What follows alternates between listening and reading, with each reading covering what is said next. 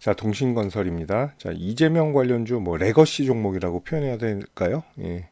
자, 지금은 이제 더 올라왔던 것들이 이제 오리엔트 전공이 여기선 또 대장주로 바뀌었었고, 최근엔 상지건설이 또 대장주로 등록하기도 했었습니다. 어쨌든 예전부터는 이제 가장 민감하게 반응을 보였던 종목이죠. 자, 이날이죠. 자, 12월 4일 날 점상으로 시작을 했어요. 이때 12월 3일 날 계엄 사태가 있으면서 사실 계엄 사태가 났다는 건 뭐 이미 윤석열 전 대통령은 자기가 물러날 줄 뭐 알고 계엄을 했다라고 좀 보고 있거든요. 그게 성공할 수도 물론 없지만 뭐 계몽령이다 이런 얘기는 하지만 어쨌든 헌재에서도 8대 0 판결을 받은 건 전 그렇게 봐요.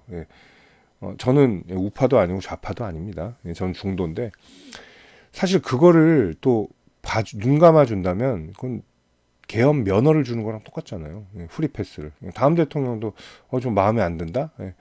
뭐 야당이 숫자가 커서 입법부가 막 저렇게 흔들어서 내가 일하기 힘들다. 그래 계엄 때리자 이렇게 된단 말이에요. 그죠? 진짜 뭐 정말 국가에 큰 위기가 났을 때 쓰라고 준 게 계엄권인데 자 그렇게 된 거고요. 일단 그렇게 해서 이제 윤석열 대통령은 일단은 날라갔습니다. 그야말로. 자 이제 이재명 대표인데 이재명 후보라고 할게요. 이재명 후보도 사실 뭐 전에 전과 내게 그런 건 뭐 신경은 안 써요. 국민들도 사실은 문제가 지금 받는 재판들이죠. 그것마저 유죄면 후보 자격에 좀 문제가 좀 보이지 않을까 그런 것들이란 얘기죠.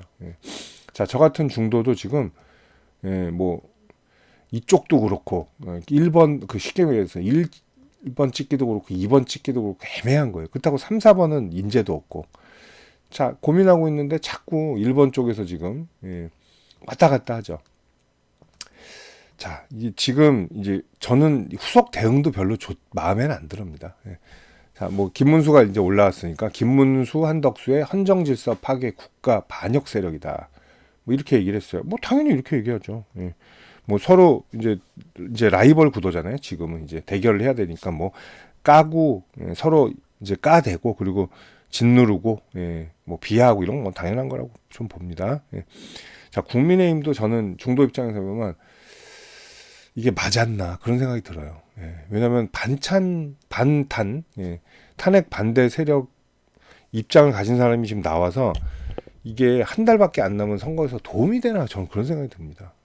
어차피 골수 지지자들은 보수 찍을 거 아니에요. 그리고 골수 저기 진보주의자는 이재명 찍을 거 아니에요. 중도표 싸움인데 좀 전략이 전 뭐 그렇습니다. 물론 뭘 민주적인 방법으로 뭐 후보를 냈겠죠.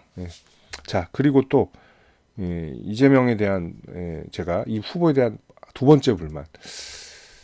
이거 첫 번째 불만은 그거죠. 자격이 있나 그거 불만이고 두 번째 뭐하러 이런 얘기를 하는지 모르겠어요. 그죠? 조희대 이건 그냥 복수로밖에 안 보이잖아요. 조희대 대법원장 공수처에 고발됐습니다. 물론 본인이 직접 한 게 아니라 초선 의원들이 한 거죠. 뭐 시키지 않아도 알아서 하겠죠. 그죠? 자 그랬더니 이렇게 얘기하니까 뭐 자기는 뭐 당에서 알아서 할 일 이렇게 얘기를 했어요. 이것도 조금 굳이 이럴 필요가 있지 않나. 차라리 본인이 설득력 있게 해명을 하는 게 더 낫지 않나 좀 그렇게 생각이 됩니다. 뭐 억울한 게 있으면 제대로 말하고 본인 이런 것들 좀 있는데 자 일단 하나 좀 말씀드리면요. 동신건설은 먹구름이 폈습니다. 자 대통령 당선되면 이거 이제 시나리오로 가면 10만 원이었어요. 무산이 되고요. 다른 것들이 이제 법적으로는 클리어 됐었잖아요. 2심에서. 근데 이게 다시 이제 문제가 된 건데 원래 대법원에서도 이제 무죄가 나오고 이제 대선 레이스를 펼친다. 그럼 누가 봐도 되잖아요. 그럼 10만 원까지 갈 레이스였는데 지금 암초가 너무 많아요. 너무 큰 걸림돌이 있습니다.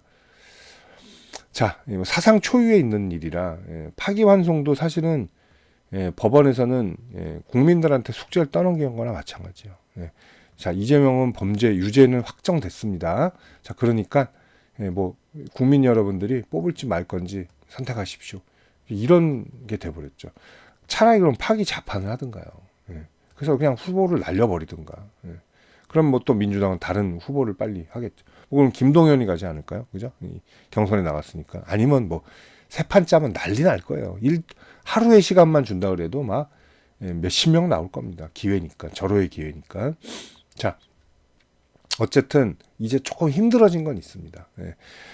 하한가 안 간 거는 제가 말씀드렸어요. 하한가 갈 수는 없었다. 왜? 후보 안 나오는 건 아니에요. 파기환송이 돼도 절대로 6월 3일 이전에 날아가지 않습니다. 유죄가 완전 확정되진 않아요. 물론 유죄 확정이나 다름없어요. 법원이 유죄 추정으로 일단 하등 법원, 그러니까 고등 법원이죠. 고등 법원으로 내렸잖아요. 그 유죄니까 다시 판단해라 이 뜻이잖아요. 그러면 이 하등 법원에서 다시 아니에요, 무죄예요라고 못합니다. 형량만 정하는 거예요, 이제. 그러니까 유죄가 확정된 거예요. 물론 이제 당선 무효형인 100만 원 이상이 나오느냐 안 나오느냐 관건인데 지금 조희대 대법원장 읽은 그대로 보면 뭐 적어도 뭐 전문가들 얘기로는 200만 원 이하로 나올 수가 없대요. 제일 많이 봐줘도. 그러니까 무조건 당선 무효형이에요. 자, 이거 어떻게 펼쳐 나갈 거냐 이 관건이죠. 그러니까 뭐 이제 뭐 방탄법 다시 막 하고 지금 이러는데 그게 지금 표심에 저는 전혀 도움이 안 된다고 봅니다. 이 사람 진짜였네 그럼. 남들이 하는 말 있잖아요. 이재명을 반대하는 말이 진짜였네. 이렇게밖에 생각이 안 들어요. 전 차라리 그냥 진솔하게 나갔으면 좋겠어요. 뭐 억울하다. 뭐 법원이 자기를 음해하는 거다. 차라리 이렇게 하든가. 이렇게 해서 나는 이렇게 하는데 이렇게 해서 이거를 내가 뭐 대통령에 대해서 증명해 보이고 싶다. 그리고 그런 거 말해야죠. 자기는 뭐 보복 없다. 정치 보복 안 한다. 이러면서 이게 조의대 날리겠다고 또 공수처에 고발하고. 이거는 아니죠. 이러면 오히려 표를 깎아먹을 수 있다는 거예요. 저는 이분이 되든 안 되든 관심 없어요.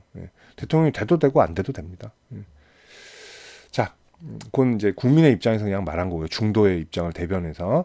자, 이제 동신건설은 대통령이 돼도 찝찝한 단계가 됐잖아요. 이거 신고가 돌파하기 이제 쉽지는 않을 것 같아요. 왜냐하면 이제 며칠 안 남았습니다. 대선도. 자, 연휴 빼고 토요일, 일요일 빼고 거래일 수 말씀드린 거예요. 거래일 수가 얼마 안 남았어요. 이거 반등할 시간이 그렇게 깊진 않을 거다. 왜냐면 됐다 그리고 점상 갈 만한 호재는 나오진 않아요. 이제 최악의 결과가 나왔어요. 이재명한테는 최악까지는 아니지만 파기자판이 최악이지만 거의 최악의 단계가 나왔단 말이에요. 더 불리하게 되고. 자, 그리고 또 하나 이제 뭐 김문수랑 붙을지 한덕수랑 붙을지. 자, 5월 1일, 2일 뭐 이렇게 기간 대상으로 이제 가상 대결이 나왔는데 차이가 훅 줄어들었어요. 많이 줄어들었습니다. 차이가 아직 뭐 한 12% 정도네요. 대략 이 34로 반올림하면 12%의 차이이긴 하지만 줄어들었다는 거죠. 이거 시간이 갈수록 더 줄어들 수 있어요. 왜? 많은 국민들이요. 파기자판, 파기환송 이것도 내용도 모르지만 이재명이 파기환송 됐어? 모르는 사람도 있어요. 그리고 아직도 놀랍겠지만 국민의힘은 김문수가 나왔대. 김문수가 누구야? 이런 사람도 많습니다. 자, 이게 더 퍼져나가고 이제 선거가 다가오지. 선거할 의향이 있으신 분들이라면. 근데 선거율은 세상 상급보다 높지 않죠. 많은 분들이 안 해요. 놀러 가지. 자, 이렇게 좁혔다는 거. 자, 한덕수로 가면 더 좁혀졌습니다. 자, 한덕수와 가상 대결은 이제 10%가 안 나요. 근데 어쩌면 이거보다 더 차이가 안 날 수도 있어요. 자, 대위기라는 거. 그리고 아마 한덕수로 갈 가능성이 높아요. 국민의힘 쪽은. 자, 게다가 고향도 호남입니다. 이재명이 후보가 한덕수 후보만 한테는 막 되게 민감하게 반응한 이유가 다 있습니다. 그죠?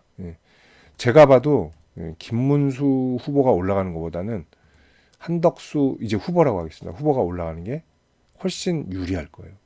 이재명은 반면에 거꾸로 김문수가 올라오는 게 훨씬 유리하다.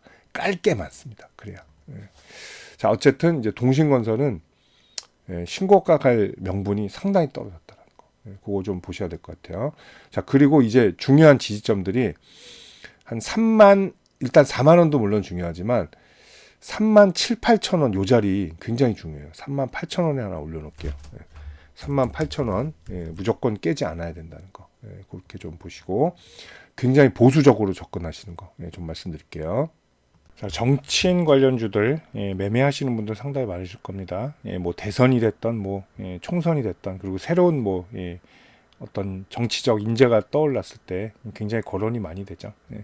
자, 인맥 관련주도 있고 정책 관련주도 있는데 또 정치인 관련주들이 또 폭등하면 굉장히 폭등을 합니다. 반면에 또 떨어질 때는 굉장히 무지막지하게 떨어지는 경향들이 있죠. 그리고 한번 추세가 꺾이면 상당히 오랜 동안 고생하는 경우도 많은데, 자, 정치인 관련 매매해서 제가 두 가지 무료 혜택을 좀 안내해 드릴게요. 자, 실시간으로 매수 매도 포인트 관리해 드리고요. 그 히든 정보들, 그리고 주가 일반 뉴스에 나오지 않은 뉴스들, 그 기업 개별 자료들 있죠. 이런 것들 챙겨 드리는 텔레그램 방이 있습니다. 일로 초대를 해 드릴게요. 이 방에서 근데 그것만 하는 게 아니라 시장 주도주들, 그리고 급등주들 매매 가이드까지 함께 해드리고 있습니다. 이게 더 중요해요. 어떻게 보면. 자, 그리고 여러분들 최근에 제일 좋아하시는 무료 추천주 제가 챙겨 드릴 텐데요. 자, 제가 작년 하반기부터 이제 함께 하면서 뭐 많은 종목들을 추천을 했습니다. 추천하는데 아직 손절 종목이 단 하나도 없어요. 정확한 매수 포인트를 드리면서 제가 전부 다 수익 매도를 하고 있습니다. 자, 뭐 앞으로도 계속 그럴 가능성이 좀 높다고 봐요. 보통 평균적으로 저는 4주 정도 잡고 하고 있고요. 뭐 2주 만에 끝나는 경우도 있고요. 또 더 가는 경우도 있습니다. 한 6주. 그거는 이제 더 많이 올랐을 때요. 평균적으로 5, 60% 이상 수익을 내고요. 뭐 추세 돌파하면 110도 나오고 330도 나오고 그렇습니다. 참고하시면 됩니다. 뭐 20 이렇게 나온 거는 이건 단기죠. 2주 안에 끝내는 거. 아닐 땐 바로 또 짧게 수익 실현하고 나옵니다. 자, 이렇게 하는데, 자, 여러분들 제가 이 두 가지 무료 혜택 챙겨 드릴 텐데 저한테 문자 한 통 주시면 편안한 마음으로 주시면 돼요. 제가 챙겨 드리도록 하겠습니다. 자, 010-8011-0017이고, 자, 여기로 정치인 관련주니까 정치 이렇게 문자만 보내주세요. 편하게. 그럼 제가 이 두 가지 무료 혜택 챙겨서 답변 드리도록 하겠습니다. 감사합니다.